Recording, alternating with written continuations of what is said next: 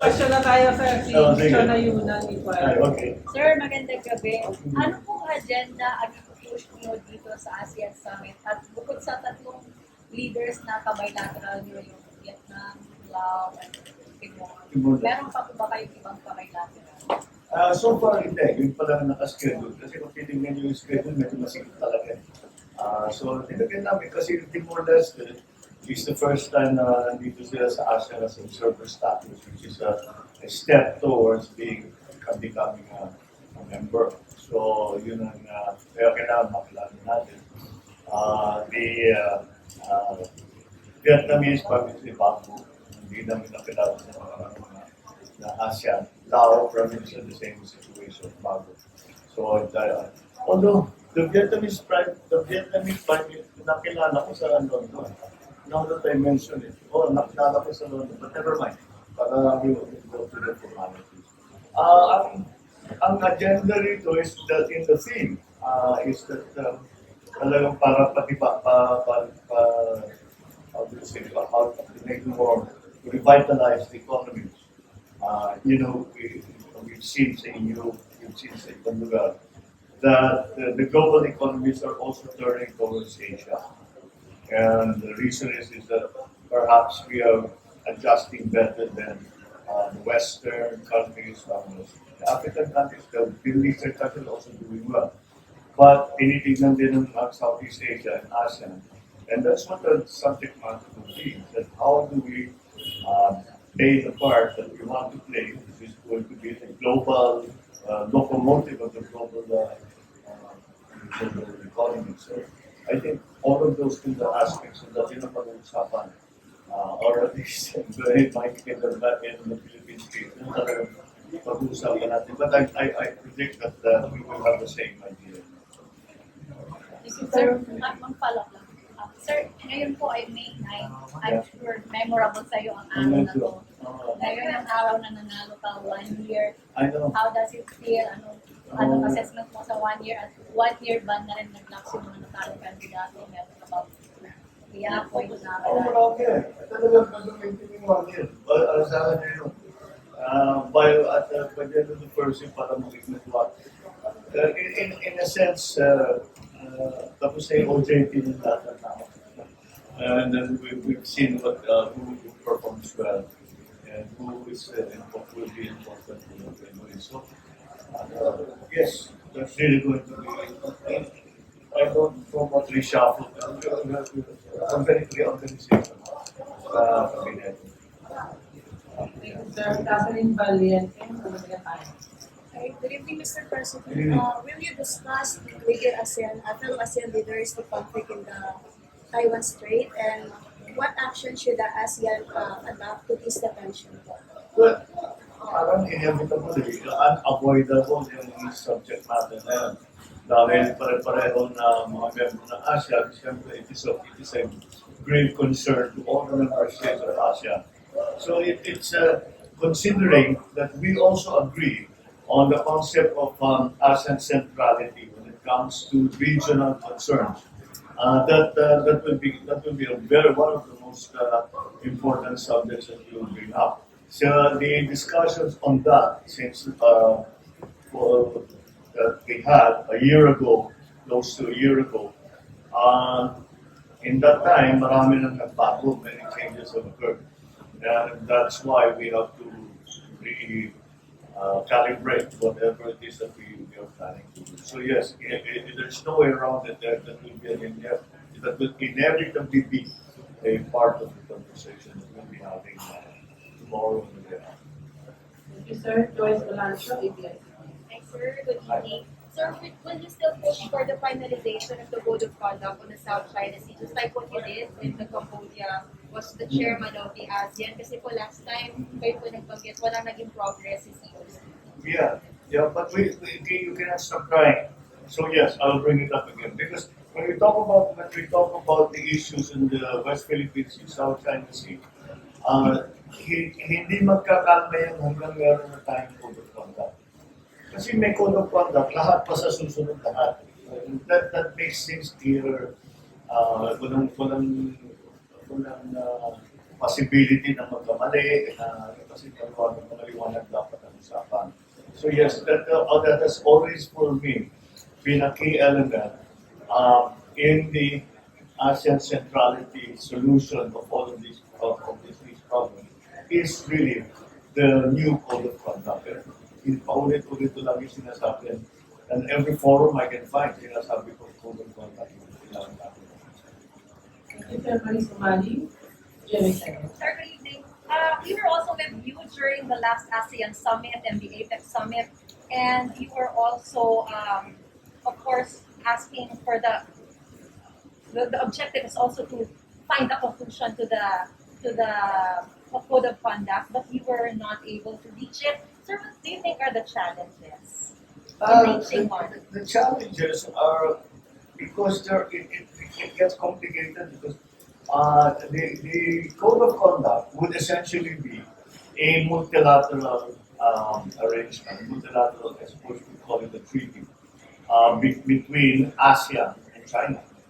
And that's what the declaration that went before was, but now we need a new one. So the problem is that there are it gets complicated because there are bilateral arrangements between member countries and with China that have to be resolved, that we need to resolve so that we can have a common code of conduct.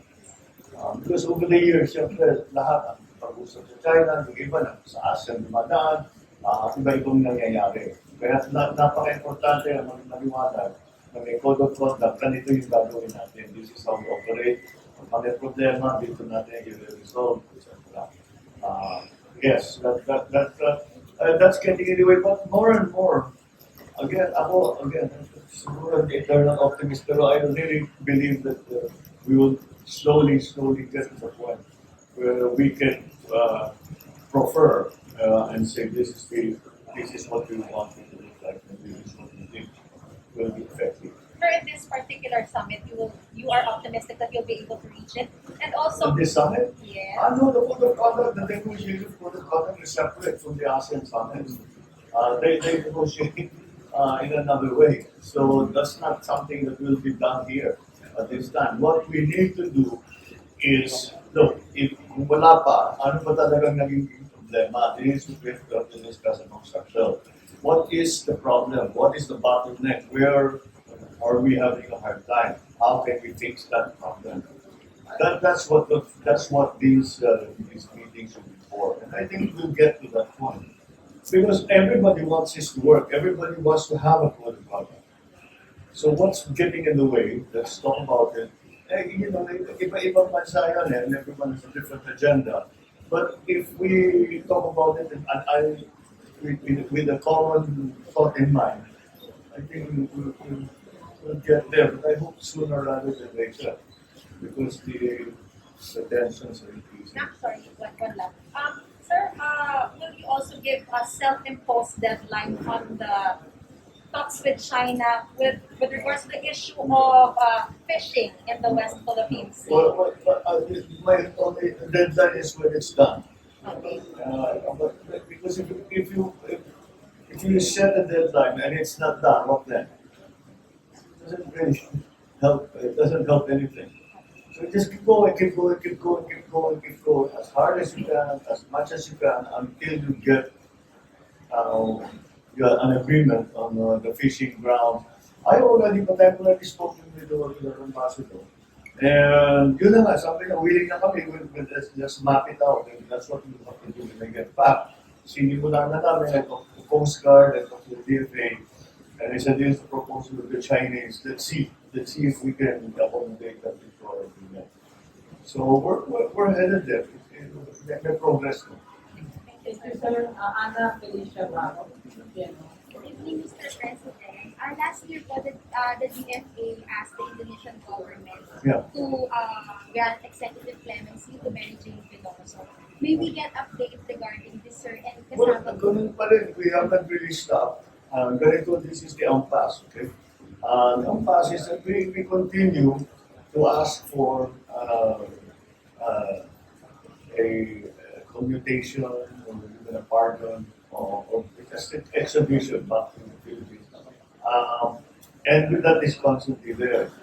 But the Indonesians answer us, and that this is the law. Ito yung batas dito sa Indonesia. Kaya kailangan natin magpatutag dyan. And they have already given us postponement of the so, but that doesn't mean it's not. I've always at least bring it up. Baka sakali magbago. Sa ngayon, ganun ang mga position natin. Is that yes, we agree, we understand that it's convicted, we understand that the law in Indonesia is that way. But nonetheless, baka makahanap tayo ng paraan. Iuwi na lang namin yan. Kami na magpapawisa sa kanya, whatever. Because anyway to ask for clemency, to ask for grace. Thank you for the last question. There's Helen Flores, Philippine Star. Hi, sir. Good evening. Hi. Sir, did you meet British Prime Minister Sunak in the United Kingdom? And Yes. yes, what did you discuss? Well, it is the same thing that comes up every time I meet with leaders. Nagpapasalamat siya sa magandang trabaho ng mga Pilipina doon sa NHS, noong pandemic. Kung pwede ba natin magdagan, lagi may kasama na yan. But also, I basically discussed, we were talking politics, and I was saying that I was commenting that at least with this election as leader and now Prime Minister, well, magkaroon ng konting stability in the UK. And we said, look, sabi ko sa kanya, there are many opportunities that we have had. In fact, yung kanilang trade representative, accompanied me in Gatwick. And he reported to the Prime Minister that there is this proposal from the conglomerate. From the conglomerate keep hearing about for the airport. That was why I went to Gatwick. And that day, sa report niya, sabi niya, sana matuloy natin, let's talk about it. And we won't be able to do it now because we have maybe 7 minutes, 6 minutes. We can't do it now, but we'll do a proper trip for you to come to the UK and we'll talk about it. So that's where we end up. We also met his wife, who kept talking about their mga governance ng kanilang mga anak, like everywhere you go. So, ang protocol doon sa reception, bawal mag-selfie. Eh, asawa naman siya ng Prime Minister, sabi niya, I'm going to violate the protocol because sabi nung kanilang kasambahay, ay huwag kang aalis dyan hanggang makakuha ka ng picture kasama ng presidente natin. So, inutusan nila yung Prime Minister sa kanyang kasama ng picture. Galing talaga ng Pinoy. Mr. President, how about the key cards? How about the? Key cards. Your meeting with the Well, sir, what yeah, did it you was talk very about? mahirap na, very quick. But, kasi dumadaan sa na gano'n, but, as you can imagine, it was very busy. But kahit pa paano, yun na lang, I just talked a few moments with him. Kinamayan ko, pakilala ko. The minute he heard Philippines, sabi niya, it's terrible, but you have to endure all of these typhoons that climate change has brought. Sinabi ko na sa kanya, yes, Your Majesty, you've actually been warning us about this for a very long time. So, yeah, well, something but nobody dismissed. And then I said that I did not have the chance to come at the funeral of Queen Elizabeth. But please know that I want to extend data cities and condolences. It was a great loss to all of us. Even Filipinos who were not British came to love the Queen, especially those of us who spent time in England. And he thanked me for that. And I told him, I then went and said, my mother when she found out, my mother Imelda, pag Imelda nakilala na niya, my mother Imelda, when she knew that I was coming, wanted to send you her best wishes and congratulations for your coronation. And, how is she? Anyway, kasi kilala niya talaga yun. Magkakilala talaga sila. Ako nakilala ko siya mga 2 or 3 times. Pero yung mother ko talaga. Kasi yung mga foreign, siyang laging representative ng Reyna. Mami ko naman ang representative ng father ko. So, lagi silang nakikita ko sa. And he said, well, give her my warmest felicitations. We had so much fun together. And I said, well, congratulations on your graduation. Very nice. Yes, he clearly knows about the Philippines. Marami sa kaibigan na Pilipino. Did you get invited, sir, to the Philippines? Ay, nako. There was no for that. No time for that. Papayuhan ko sa pagmamahal sa But you had a very nice picture. Well, it's nice, yes, I did. It was, because it was historical. Yung parang, it was like in the a couple of centuries ago, kinokoronahan ng ate. Kaya pa ba mangyayari sa buhay ko yun? So, it was really, and the way, the British, they do this kind of thing very, very well. And so they did it very, very well at the end again. So we wish King Charles a long and happy reign. Thank you, sir. All right. Thank you, sir. Thank you, sir.